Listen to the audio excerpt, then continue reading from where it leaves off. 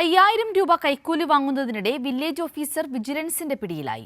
Thrissur Chelakkara Venganallur village officer Sasidharan PK ആണ് vigilance സംഘത്തിന്റെ പിടിയിലായത്. ഭൂമിയുടെ ഫെയർ വാല്യൂ തിരുത്തുമായി ബന്ധപ്പെട്ട് നൽകിയ അപേക്ഷയിൽ റിപ്പോർട്ട് നൽകാൻ 10,000 രൂപയാണ് ഇയാൾ കൈക്കൂലിയായി ആവശ്യപ്പെട്ടത്. അതിൽ 5000 രൂപ നൽകുന്നതിനിടെയാണ് വില്ലേജ് ഓഫീസർ ശശിധരനെ വിജിലൻസ് സംഘം പിടികൂടിയത്. പരാതിക്കാരൻ തന്റെ സ്ഥലത്തിന്റെ ഫെയർ വാല്യൂ തിരുത്തുന്നതിനായി RDO ഓഫീസിൽ അപേക്ഷ നൽകിയിരുന്നു. തുടർന്ന് സ്ഥലപരിശോധനയ്ക്കായി വെങ്ങാനല്ലൂർ വില്ലേജ് ഓഫീസിലെത്തിയപ്പോൾ വില്ലേജ് ഓഫീസർ ശശിധരൻ റിപ്പോർട്ട് നൽകുന്നതിന് പകരമായി 10,000 രൂപ കൈക്കൂലി ആവശ്യപ്പെട്ടു. ആദ്യ ഗഡുവായി 5000 രൂപ നൽകണമെന്നും പറഞ്ഞു. ഇതോടെ പരാതിക്കാരൻ തൃശൂർ വിജിലൻസ് DYSP ജിംപോളിനെ വിവരമറിയിക്കുകയായിരുന്നു. വിജിലൻസിന്റെ നിർദ്ദേശാനുസരണം ഫിനോഫ്തലിൻ പുരട്ടിയ നോട്ടുകൾ കൈമാറുന്നതിനിടെയാണ് വിജിലൻസ് വില്ലേജ് ഓഫീസറെ പിടികൂടിയത്.